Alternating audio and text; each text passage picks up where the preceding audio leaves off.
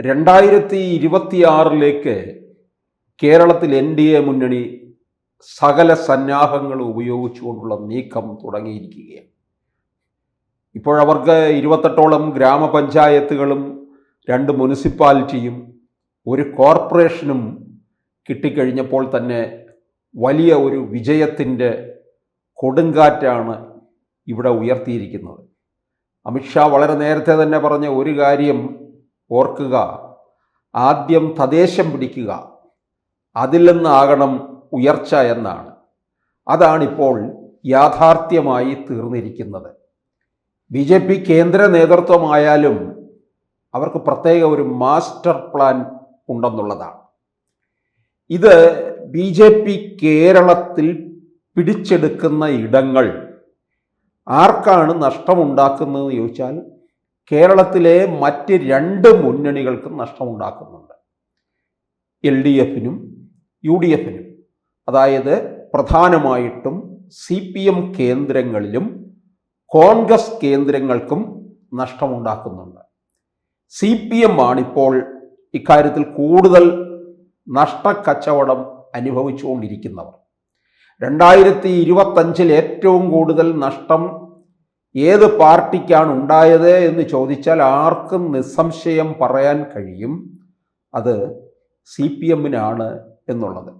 ആ നഷ്ടം ഇനിയും ഒരു തുടർക്കഥയായിട്ട് 2026 മാറും എന്നുള്ളതിൻ്റെ സൂചനയാണ് ഇപ്പോൾ ആലപ്പുഴ ജില്ലയിൽ നിന്ന് BJP കൊടുത്തിരിക്കുന്നത്.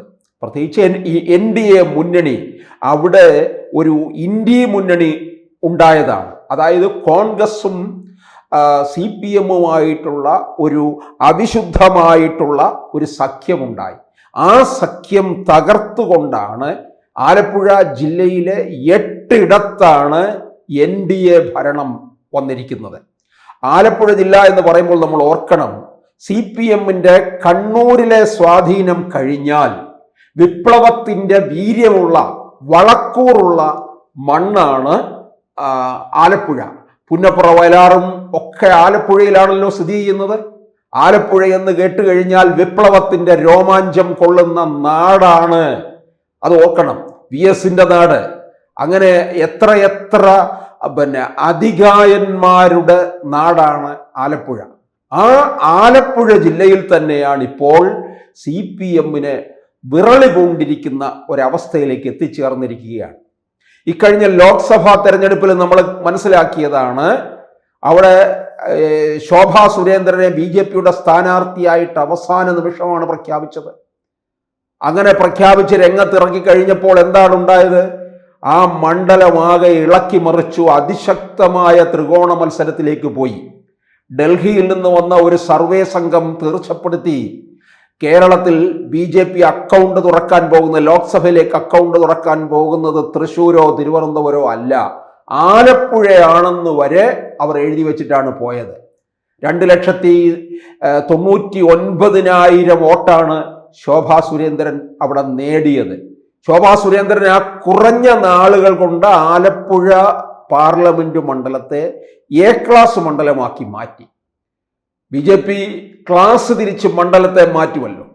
A ക്ലാസ് മണ്ഡലത്തിൽ ആദ്യം വന്നിട്ടില്ലായിരുന്നു. അങ്ങനെ ശോഭാ സുരേന്ദ്രന്റെ പ്രവർത്തനത്തിലൂടെയാണ് A ക്ലാസ് മണ്ഡലമാക്കിയത്. ആ A ക്ലാസ് മണ്ഡലമാക്കിയതിൻ്റെ അനന്തരഫലമാണ് ഇപ്പോൾ ഈ തദ്ദേശ തെരഞ്ഞെടുപ്പിൽ കണ്ടത്. ഒരു കാര്യം മനസ്സിലാക്കണം, ശോഭാ സുരേന്ദ്രൻ എവിടെ മത്സരിച്ചാലും ആ മണ്ണ് ഇളക്കി മറിച്ച് വളക്കൂറുള്ള ഒരിടമാക്കി മാറ്റും. കഴക്കൂട്ടം നിയമസഭാ മണ്ഡലത്തിൽ മത്സരിച്ചിട്ടുണ്ട് 2021. 2016 മത്സരിക്കുന്നത് പാലക്കാട് നിയമസഭയിലായിരുന്നു. അതുപോലെ തന്നെ 2019 വന്നിട്ട് ആറ്റിങ്ങൽ മത്സരിച്ചു. അവിടെ 2,48,000 വോട്ട് നേടുകയുണ്ടായി. 2024 വന്നിട്ട് ആലപ്പുഴയിൽ മത്സരിപ്പിച്ചു. അവിടെയാണ് 2,99,000 വോട്ട് നേടിയത്.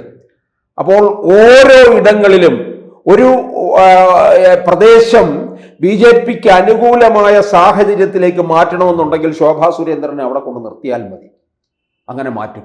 ഇവിടെ ആലപ്പുഴ ജില്ലയിലെ ഇക്കുറി തദ്ദേശ തെരഞ്ഞെടുപ്പിന് അതിൻ്റെ ഗുണം ഉണ്ടായി. അതിനോടൊപ്പം തന്നെ ആലപ്പുഴയിലെ സൗത്ത് ഭാഗത്ത് പ്രസിഡന്റ് ചുമതല വഹിക്കുന്ന സന്ദീപ് വചസ്പതിയും കൂടെ പ്രവർത്തനവും കൂടി ഉണ്ടായപ്പോൾ ഇത് കൂടുതൽ ആവേശഭരിതമായി മാറുകയും സന്ദീപ് വചസ്പതി പ്രവർത്തിക്കുന്ന ആ ഭാഗത്ത് 6 ഇടങ്ങൾ BJPക്ക് അനുകൂലമായി മാറുകയും ചെയ്തു എന്നുള്ളതാണ്.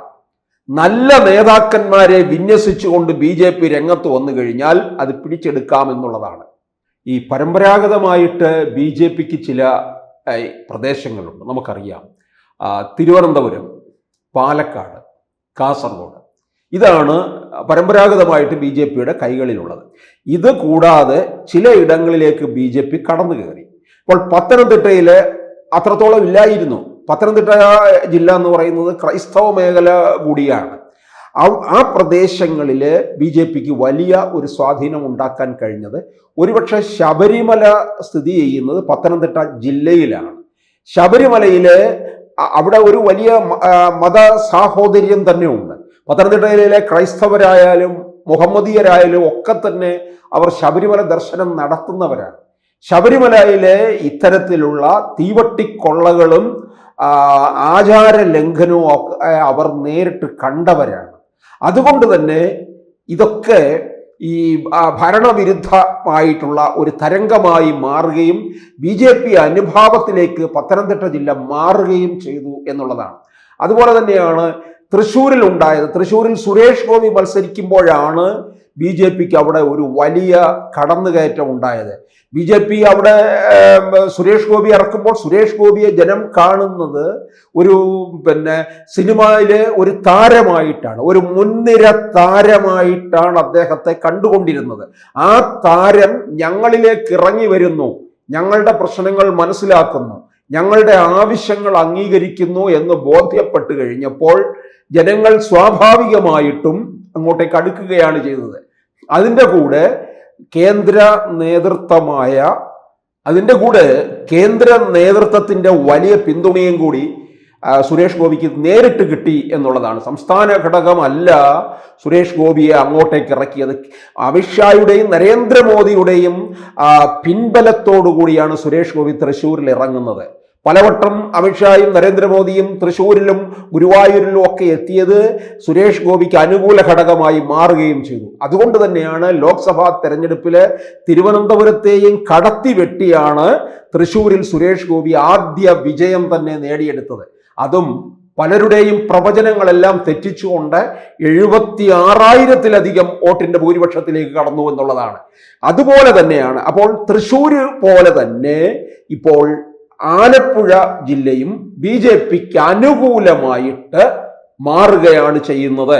അതാണ് ഇപ്പോൾ ഈ പറഞ്ഞ ആലപ്പുഴ ജില്ലയിലെ ആല, ബുധന്നൂർ, കാർത്തികപ്പള്ളി, തിരുവൻമണ്ടൂർ, പാണ്ടനാട്, ചെന്നിത്തല, ചേന്നമ്പള്ളിപ്പുറം, നീലംപേരൂർ ഗ്രാമപഞ്ചായത്തുകളിലാണ് BJP ഇത്തവണ ഭരണം പിടിച്ചെടുത്തിരിക്കുന്നത്. 2020 യഥാർത്ഥത്തിൽ BJP 4 അധികാരത്തിലെത്തിയിരുന്നു. തിരുവൻമണ്ടൂരിലും പാണ്ടനാടും ചെന്നിത്തലയും കോടംതുരുത്ത് പഞ്ചായത്തുകളിലാണ് BJP അധികാരത്തിലെത്തിയത്. എന്നാൽ CPM-ഉം കോൺഗ്രസും അവിശുദ്ധ സഖ്യത്തിൽ ഏർപ്പെട്ട് 4 BJPയുടെ ഭരണം അട്ടിമറിക്കുകയായിരുന്നു. ഇതിന്റെ കണക്ക് തീർത്ത് ഇരട്ടിയിലധികം ഗ്രാമപഞ്ചായത്തുകളിൽ BJP ഇത്തവണ വലിയ വിജയം നേടിയിരിക്കുകയാണ്. ചെങ്ങന്നൂർ നിയോജക മണ്ഡലത്തിൽ തന്നെ ആകെയുള്ള 10 ഗ്രാമപഞ്ചായത്തുകളിൽ 5-ലും ഭരണം BJPക്ക് ലഭിച്ചിരിക്കുന്നു എന്നുള്ളതാണ്. രമേശ് ചെന്നിത്തലയുടെ വീടിരിക്കുന്ന ഭാഗത്തു പോലും BJPയാണ് അധികാരത്തിൽ. വീട് നിൽക്കുന്ന വാർഡിൽ UDF-നെ 3-ാം സ്ഥാനത്തേക്കാണ് പിന്തള്ളിയിരിക്കുന്നത്. അപ്പോൾ നോക്കണം BJP ആലപ്പുഴ ജില്ലയിൽ എത്രത്തോളം സ്വാധീനമുണ്ടാക്കി എന്നുള്ളത്. UDF-നും CPM-നും കനത്ത പ്രഹരമാണ് ഏൽപ്പിച്ചിരിക്കുന്നത്. പ്രത്യേകിച്ച് വിപ്ലവത്തിന്റെ വീര്യമുള്ള മണ്ണിൽ വലിയ ഷോക്കേറ്റിരിക്കുകയാണ് ഇവിടുത്തെ കമ്മ്യൂണിസ്റ്റ് പ്രസ്ഥാനത്തിന് തന്നെ. ഇനി ഇത് മറ്റ് ജില്ലകളിലേക്ക് കൂടി പടർന്ന് വ്യാപിക്കും എന്നുള്ളതിന്റെ സൂചനയാണ് ആലപ്പുഴയിൽ നിന്ന് നൽകിക്കൊണ്ടിരിക്കുന്നത്. കൂടുതൽ വാർത്തകളും വിശേഷങ്ങളും നിങ്ങളിലേക്ക് എത്താൻ ABC മലയാളം സബ്സ്ക്രൈബ് ചെയ്യുക, ബെൽ ബട്ടണും അമർത്തുക.